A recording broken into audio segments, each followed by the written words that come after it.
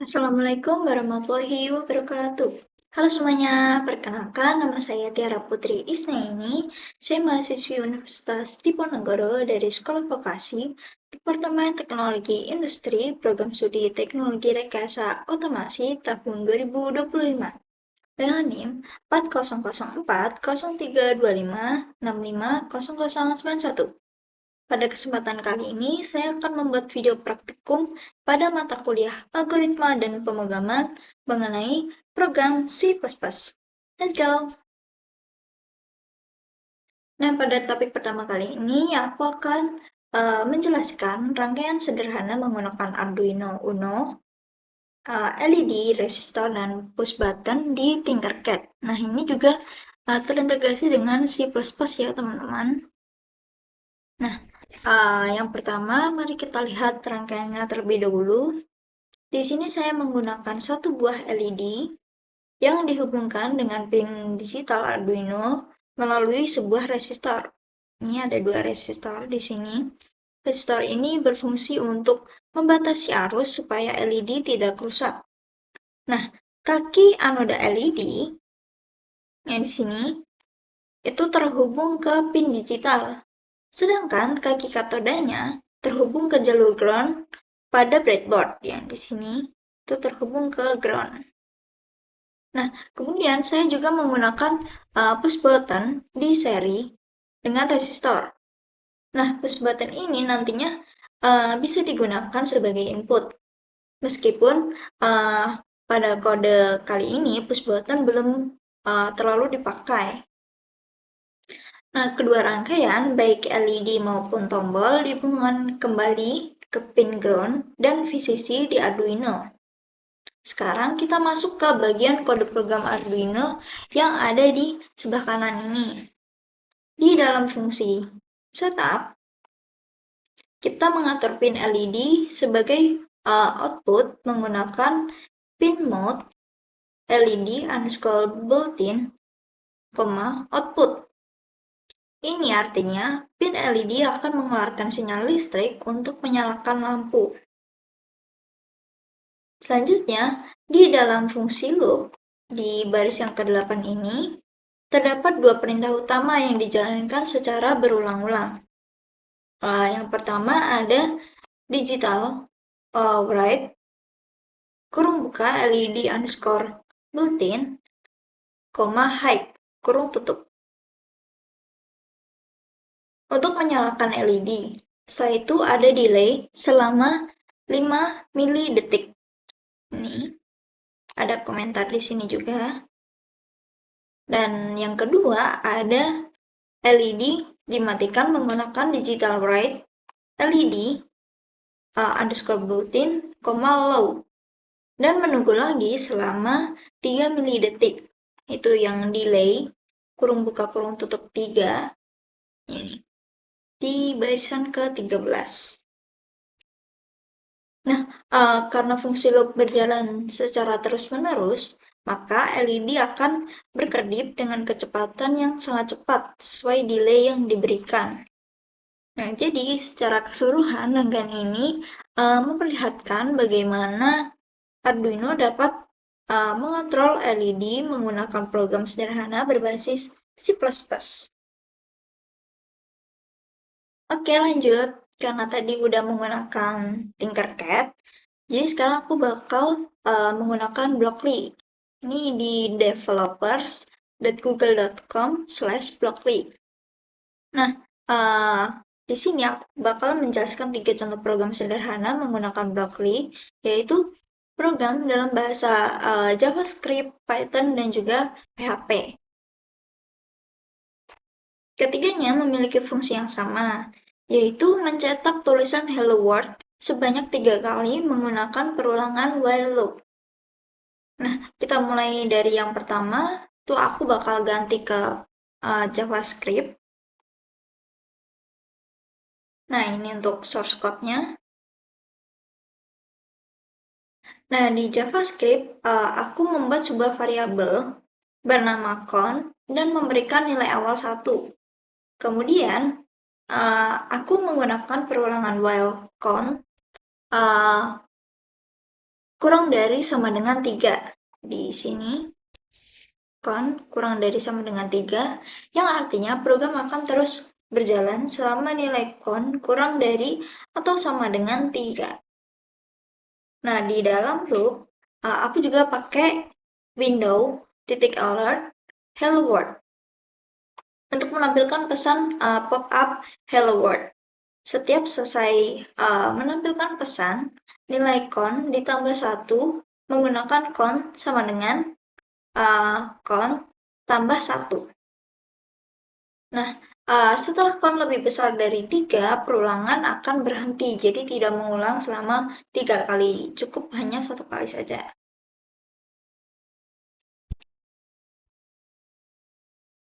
Oke, next, aku bakal coba ke Python.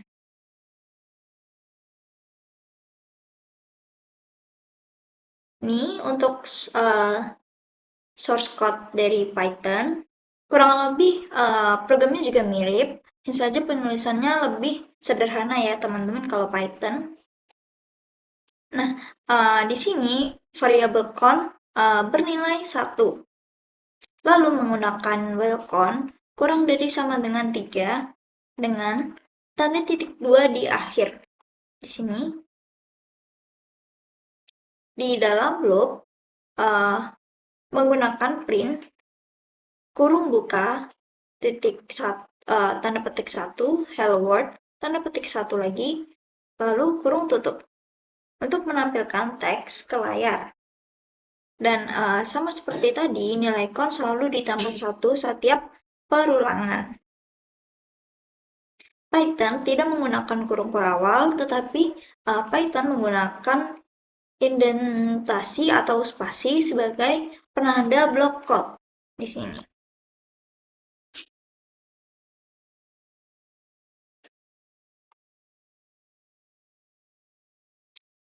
Oke, lanjut. Aku bakal ganti ke PHP ya, teman-teman. Ini. Nah, variabel dari PHP itu selalu akan ditandai dengan $. Ini $con sama dengan 1. Lalu, di sini aku juga menggunakan perulangan while, yaitu while kurung buka $con kurang dari sama dengan 3, kurung tutup, lalu kurung kurawal buka. Lalu print hello world titik koma $con sama dengan $con plus 1 titik koma lagi kurung tutup. Nah, di dalam blog saya menampilkan teks menggunakan print hello world. Setelah itu nilai con ditambah dengan 1 hingga akhirnya loop berhenti. Nah, kurang lebih dari ketiga program tadi, yaitu JavaScript, Python, dan juga PHP, kurang lebih outputnya masih sama, tetapi hanya penulisannya saja yang beda. Dari ketiga contoh itu, kita bisa lihat bahwa meskipun bahasanya berbeda, logikanya tapi tetap sama. Kita juga membuat variabel pivhitung, menjalankan perulangan selama syaratnya sudah terpenuhi, dan juga mencetak hello world dan menambah nilai variabel di setiap iterasi.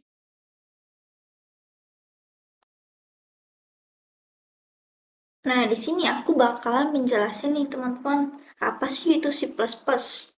Nah, seperti yang tertera pada PPT aku, C++ itu adalah bahasa pemrograman tingkat menengah yang menggabungkan kemampuan prosedural dan pemrograman berorientasi objek.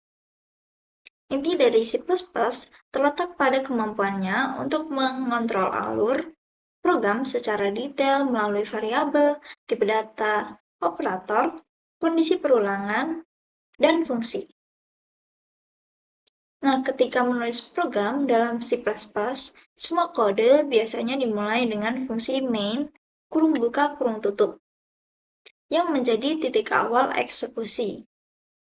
Nah, program juga menggunakan pustaka standar seperti IOStream untuk menangani input dan output melalui perintah seperti std, code, dan std_syn. Nah, dalam C++, variabel harus dideklarasikan dengan tipe data yang tepat sebelum digunakan, misalnya integer, float, karakter, atau juga string. Penggunaan tipe data yang benar membantu komputer memahami bagaimana data tersebut akan diproses. Struktur kontrol seperti if-else dipakai untuk pengambilan keputusan. Sedangkan perulangan seperti for dan while digunakan ketika suatu tugas perlu diulang. Nah, selain itu, fungsi digunakan untuk memecah program menjadi bagian-bagian yang lebih kecil sehingga kode menjadi lebih teratur dan mudah untuk kita pahami.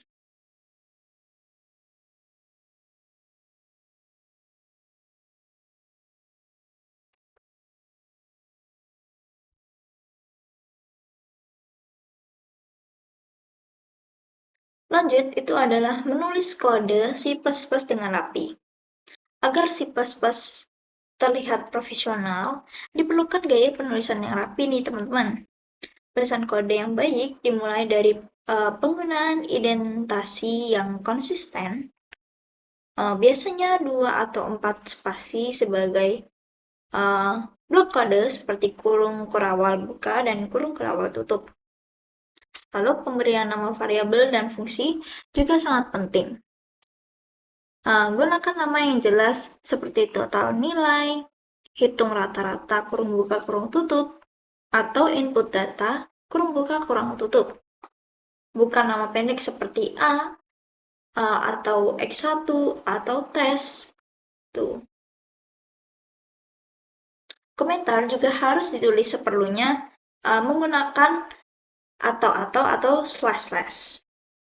Juga harus ditulis satu baris atau misalnya nih seperti tanda atau bintang, teks yang akan kita kasih ke komentar, lalu bintang lagi untuk penutup, lalu tanda atau slash penutup. Untuk komentar panjang agar menjelaskan tujuan kode, bukan menuliskan hal yang tidak penting ya teman-teman. Nah, selain itu, struktur program sebaiknya dipisah dengan rapi antara bagian deklarasi, logika utama, dan juga fungsi-fungsi pendukung. Kalimat output juga harus jelas agar pengguna program mudah memahami apa yang harus dilakukan. Membiasakan diri menulis kode rapi akan membuat proyek yang kita kerjakan mudah dikelola dan juga mudah untuk debugging nih teman-teman.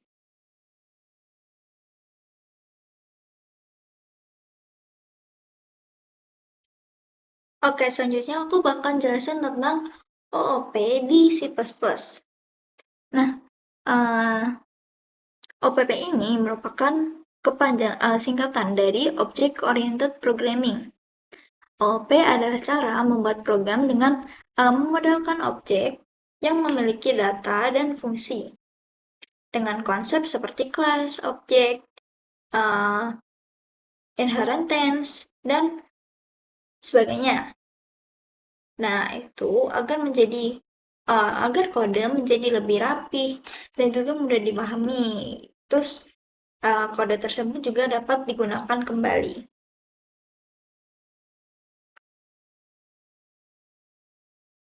Lalu yang kedua ada STL. STL itu merupakan singkatan dari Standard Template Library. STL menyediakan struktur data dan algoritma siap pakai seperti vektor, list, tag, queue, thread, dan juga map.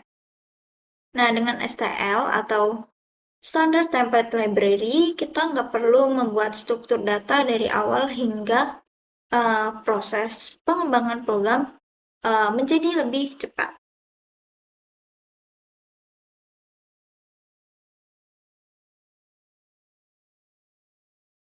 Nah, yang ketiga ada template. Nah, template ini adalah fitur yang membuat kode lebih fleksibel. Dengan template, kita bisa membantu satu fungsi atau class yang bisa digunakan untuk berbagai tipe data tanpa menulis kode tersebut secara berulang-ulang. Dan ini sangat membantu agar program lebih efisien dan juga mudah untuk dikembangkan. Nah, yang keempat ada IoT atau hardware. C++ ini banyak banget digunakan pada dunia IoT dan hardware seperti Arduino dan ESP32. C++ dipilih karena cepat, efisien, dan cocok untuk mengakses sensor, mengontrol aktuator, dan melakukan proses secara real time. Karena itu, banyak perangkat pintar menggunakan C++ sebagai bahasa utama.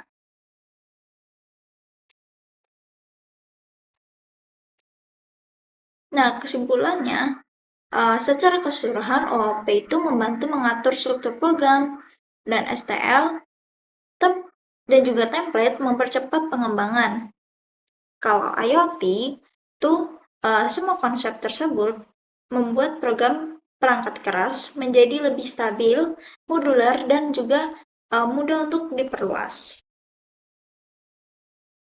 Oke teman-teman, karena di sini sebelumnya aku udah download VS Code, jadi di sini aku bakal jelasin kalau di VS Code itu kita bisa tidak hanya membuat file, tapi kita juga bisa mengimport file dari perangkat kita atau device kita.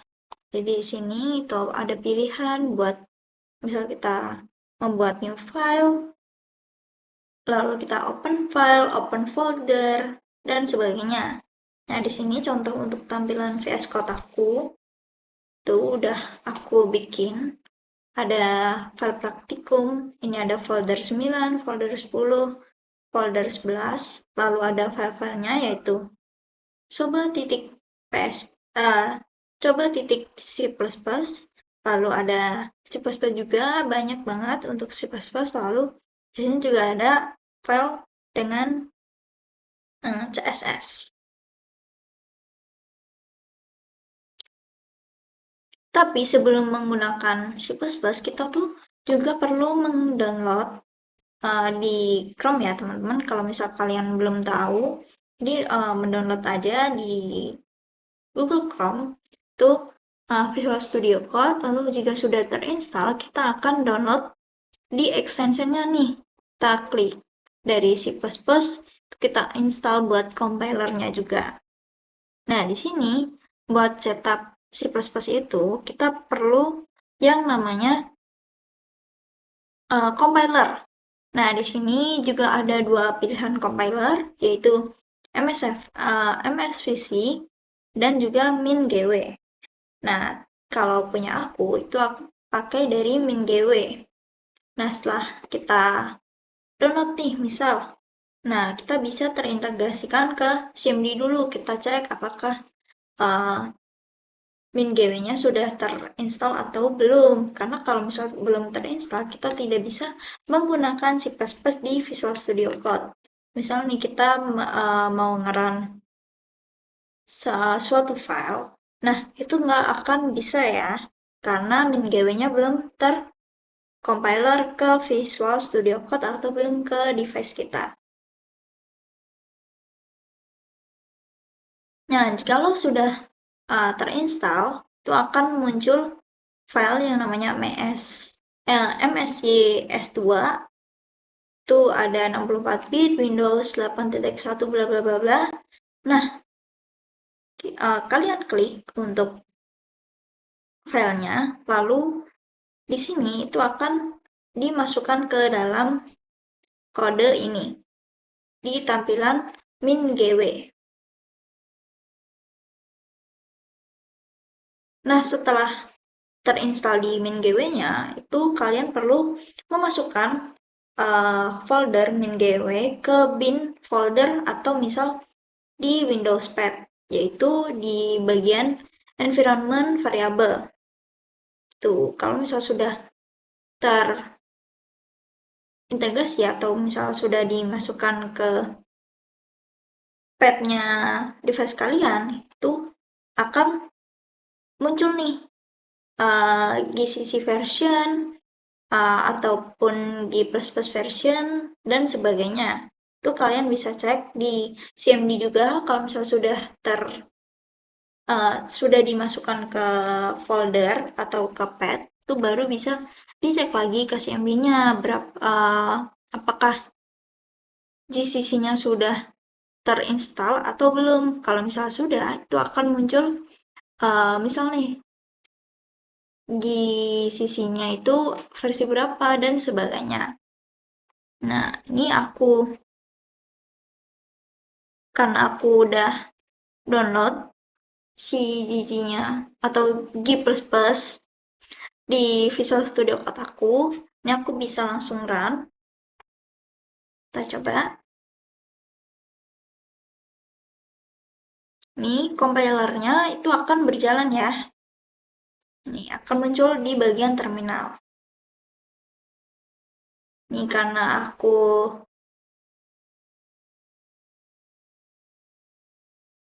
Nih untuk tampilannya ada hello, world.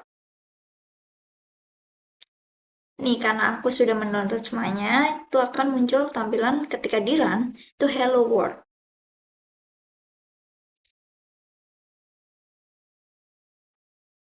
Oke, aku jelasin di program yang aku buat ini. Tuh yang sederhana aja programnya, aku mencoba untuk menampilkan kata hello world. Nah, yang pertama tuh kita mengimpor library IOStream yang diperlukan untuk menampilkan teks di layar. Nah, setelah itu kita menggunakan using namespace std supaya penulisan code menjadi lebih mudah tanpa harus menambahkan prefix std.2.2. Berikutnya kita membuat sebuah fungsi yaitu bernama hello di sini di baris keempat. Nah, fungsi ini berisi suatu perintah yaitu code hello world ke layar ketika kita misal sudah panggil atau run si program ini. Nah, masuk ke bagian main di baris ke-8, itu bagian utama program yang pertama kali ketika kita jalankan. Di dalam main, kita cukup memanggil fungsi hello, kurung buka kurung tutup, sehingga teks akan muncul. Itu. Terakhir, program ditutup menggunakan return 0, yang menandakan bahwa program berjalan dengan normal. Ketika kita tidak menemukan nih muncul suatu error, itu program akan berjalan dengan baik.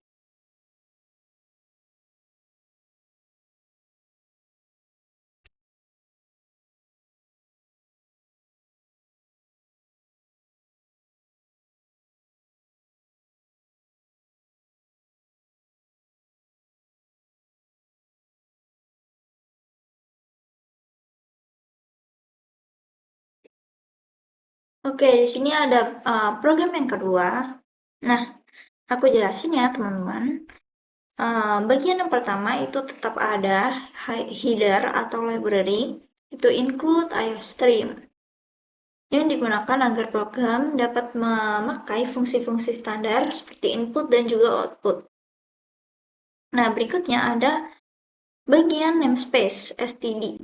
Yang ini bertujuan agar tulisan kode menjadi lebih ringkas. Nah, di line 2. Lalu ada bagian dari barisan keempat hingga ketujuh, itu ada bagian fungsi, yaitu blok kode yang dibuat untuk menjalankan tugas tertentu. Fungsi juga dapat menerima parameter dan mengembalikan nilai. Nah, setelah itu terdapat bagian struct dan class di 9 sampai di nomor barisan ke-22. Nah, struct ini digunakan untuk menyimpan beberapa data dalam satu wadah yang sederhana. Nah, sedangkan class itu digunakan dalam konsep OOP berisi atribut dan fungsi yang dimiliki oleh suatu objek.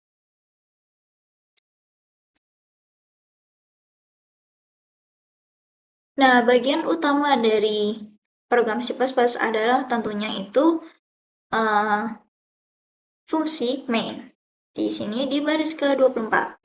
Semua program C++ dimulai dari sini. Di dalam fungsi ini, main biasanya terdapat deklarasi variabel, proses input-output, percabangan, perulangan, pemanggilan fungsi, hingga pembuatan objek dari kelas maupun struct atau struktur. Dan akhir dari program ini terdapat return 0 di sini, yang menandakan bahwa program selesai dan berjalan dengan baik. Tidak ada error. Gitu. Oke teman-teman, itu tadi yang cukup aku sampaikan dalam video praktikum algoritma dan pemrograman. See you!